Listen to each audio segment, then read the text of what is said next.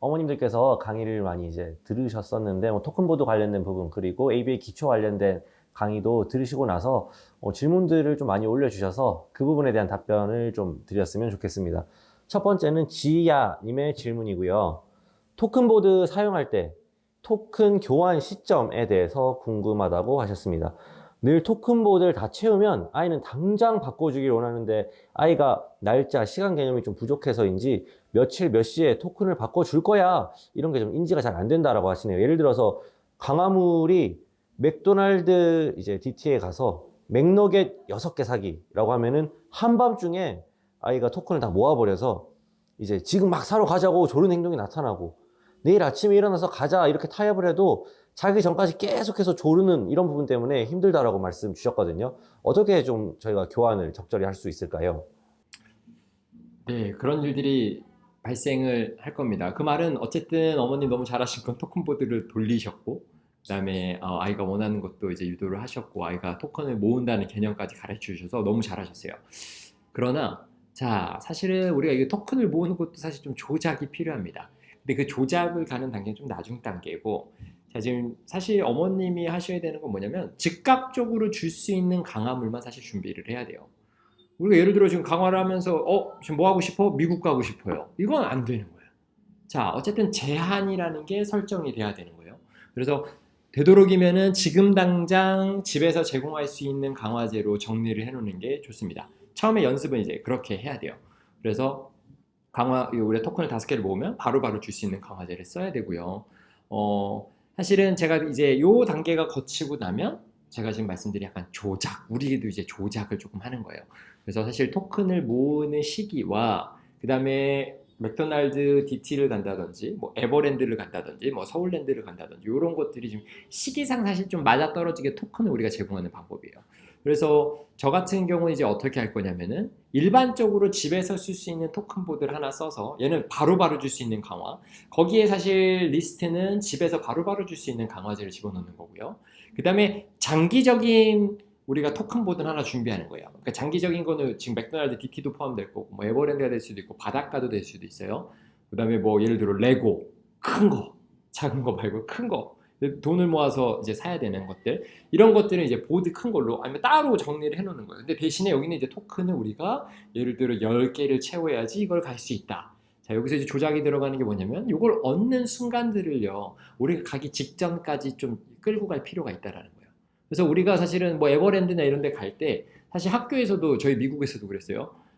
현장 체험 나가는 걸 날짜를 픽스해놔요. 정해놔요. 근데 그거를 마치 강화물처럼 설정을 하고 토큰을 주는 게 이게 사실 보통 학교에서는 집단 강화를 해요. 애들이 다 같이 잘했을 때 빵! 그 토큰인데.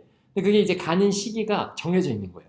그래서 어느 정도 모였을 때 다 마치 다 모였을 때 우리가 가는 것처럼 사실 이런 것들도 가능하죠. 그렇게 해야 사실 우리 아이들이 부모님한테 다시 권위가 있음을 알고, 만약에 어머님이 여기서 치킨 너겟을 지금 못 사잖아요. 못 가잖아요. 얘가 때를 쓰는 상황이 되면 그만큼 토큰의 가치는 떨어지게 돼 있는 거예요. 우리는 지금 사실 토큰이라는 거는요, 우리가 일반화된 강화제라고 합니다. 가치가 없어요. 지금 가치를 계속 부여하는 작업을 하는 거예요. 그게 돈이라는 게 우리가 쓸 수 있어야 가치가 있는 거지. 예를 들어 지금 외국 돈을 들고 있어요. 자, 예를 들어 달러를 들고 있다고 칩시다. 뭐 호주 달러예요. 호주 달러 지금 돈이 되게 많은데 예를 들어 호주 달러가 망했어요. 그 돈은 값어치가 사라지는 거예요. 이게 뭐 바꿀 수 없으면 아무 의미가 없어요. 모아봤자 의미도 없고. 마치 그것과 똑같습니다. 토큰은 일반화된 강화제이기 때문에 그 가치가 계속 심어지려면 이걸로 뭔가를 즉각적으로 할 수 있는 것들을 먼저 주어줘야겠다. 그래서 그런 강화제를 선택하는 데 있어서 아이가 원하는 보상을 선택하는 데 있어서 제한을 두자. 그게 이제 제가 드릴 수 있는 조언입니다. 두 번째는 진진님의 질문입니다. 평상시에 칭찬을 강화물로 해서 디아로를 많이 사용 중인데 이 칭찬이 강화가 될 때도 있지만 긍정적으로 반응하지 않는 경우도 있다. 이런 부분이 좀 빈번하다. 그래서 이게 좀 맞는지 혼란스럽다라고 하셨습니다. 아이가 칭찬을 일단 강화로서 받아들이도록 하고 싶다. 이런 말씀 주셨고, 네, 칭찬과 강화를 페어링하고 싶다. 이런 부분을 어떻게 하는지 궁금하다라는 말씀을 주셨는데, 일단 강의를 들지 못하신 분도 계시니까 이 디아로가 뭔지에 대해서 간단히 한번 설명을 같이 좀 주시면 좋을 것 같습니다. 자, DRO는 Differential Reinforcement for Other Behavior. 그래서 타행동, 공식 명칭은 타행동 차별 강화라고 해요. 이게 무슨 뜻이냐면 우리가 지금 타겟으로 삼고 있는 문제 행동이 일정 시간 동안 나타나지 않는다. 그걸 타행동이라고 보는 거예요. 그래서 그런 문제 행동이 나타나지 않음을 일정 시간 동안 나타나면 차별 강화해준다. 이게 바로 DRO입니다. 제가 항상 좀 강조하는 부분이기도 해요. 사실 우리가 제일 많이 쓰는 차별 강화는 DRA라는 방법이에요. 대체 행동을 가르쳐주고 그 행동을 강화하는 겁니다. 근데 DRA 못지않게 저는 강조하는 게 바로 DRO예요. DRO는요, 제가 그랬잖아요. 이게 문제 행동이 오늘 나타나지 않았음에도 오늘 좋은 하루 보냈어가 아니라 지금 머리 안 때리고 있는데 너무 잘했어. 토큰 받으세요. 이런 게 바로 DRO인 거예요. 자, 지금 칭찬이 강화제로 뭔가 쓰이지 않는 듯하다라고 말씀을 하셨잖아요. 제가 DRO를 쓰더라도요.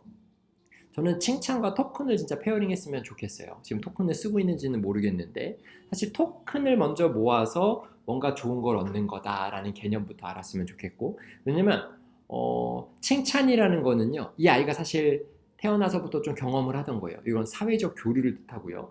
물론 일반적인 사회에서 칭찬은 강화제로 쓰이고 강화제의 목적을 가지고 쓰는 거지만 아이 입장에서는 이게 부정적인 인식이 있을 수 있어요.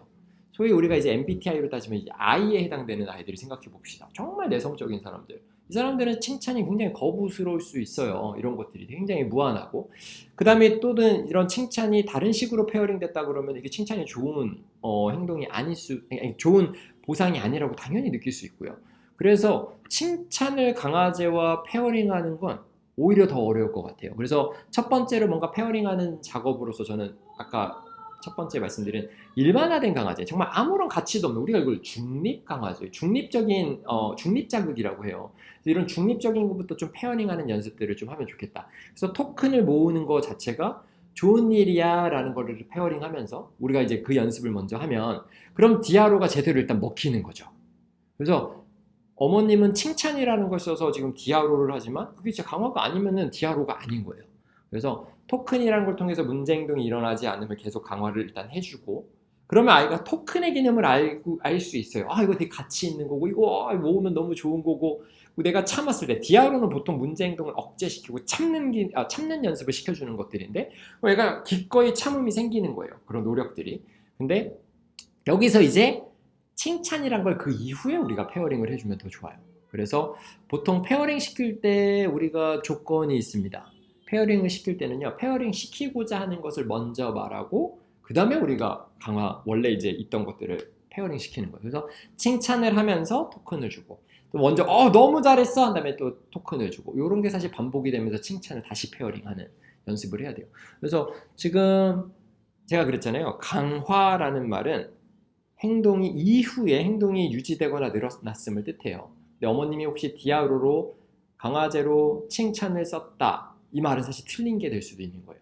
강화제가 아닐 수 있다. 행동이 늘어나거나 유지되지 않았을 수도 있는 거예요. 아이가 좋아하지 않는다고 했잖아요. 그래서 일단 저는 토큰보드 사용하는 거를 당연히 먼저 추천을 드립니다. 토큰보드를 이용을 해서 이제 DRO를 사용한다라고 하면은 왠지 좀 그 참는 시점에 대해서 강화를 좀 많이 해야 되지 않을까라는 생각이 이제 듣다 보니까 드는데, 그런 경우에는 평소에 아이를 위해서 좀 토큰을 가지고 다니면서 이제 그런 순간을 발견할 때마다 주는 방법이 괜찮을까요? 그런 순간을 발견하는 게 아니라 토큰을 들고 다니면서 사실은 정말 아무렇지 않을 때 그냥 토큰을 주는 거예요. 처음에 연습할 때는 우리가 당연히 1번 DRO로 토큰을 페어링하는 건 땡입니다. 아니에요. 일단은 토큰을 먼저 연습을 하기 위해서 이 아이가 좋아하는 것들을 얻는 것부터 시작이에요. 그래서 내가 지금 이거 예를 들어 좀 초콜릿 먹고 싶어요. 초콜릿 먹자 엄마랑 하이파이브 해줘, 손잡아, 뭐 이런 간단한 활동들을 해서 바로바로 초콜릿을 먹을 수 있게. 그래서 토큰을 모으니까 초콜릿을 먹을 수 있네? 그게 이제 시간을 늘리는 거죠. 손잡고 10초를 세고 뭐 타이머를 할 수도 있고 모래시계 같은 걸로 타이머를 할 수도 있고, 그래서 적정 토큰을 모아서 내가 초콜릿을 먹을 수 있는 시간을 계속 늘려주는 연습을 하는 거죠. 어쨌든 토큰이라는 게 이제 가치 있는 일이 돼버리는 거예요. 그렇게 됐을 때, 자, 예를 들어 문제 행동이 있는 아이입니다. 근데 딱 책상에 앉았는데 얘는 사실 문제 행동이 지금 버릴 생각도 없어요. 근데 딱 선생님이 앉자마자 이거는 사실 일정 기간 문제 행동이 안 일어나면 차별 강한다 그랬잖아요. 그 일정 기간은 처음에는 찰나가 될 수 있는 거예요. 딱 앉았는데 야 앉았는데 머리를 또 안 때렸네? 토큰 받아. 아이 입장에선 아무것도 하지 않았는데 토큰을 받는 거예요. 우리가 이제 어디를 이동하다가도 너무 잘 이동하고 있어요. 그때 야 엄마 너무 잘 따라오는데? 보면은 토큰 하나 또 주는 거예요. 그래서 문제 행동이 일어나지 않으면 처음엔 찰나예요. 그 다음엔 우리가 시간을 재보는 거예요. 자, 엄마가 이번에 10초 동안 한번 봐볼게. 1, 2, 3, 이게 처음에 뭐 3초, 5초, 10초, 시간을 일정 시간 늘리면서 1, 2, 3, 4, 5, 6, 7, 8, 9, 10. 야, 엄마가 10초 셌는데 10초 동안도 안 했어. 또 토큰 줄게. 이게 이제 DRO예요. 그래서 평상시에 문제 행동이 일어나지 않을 때 그 행동을 강화해 준다.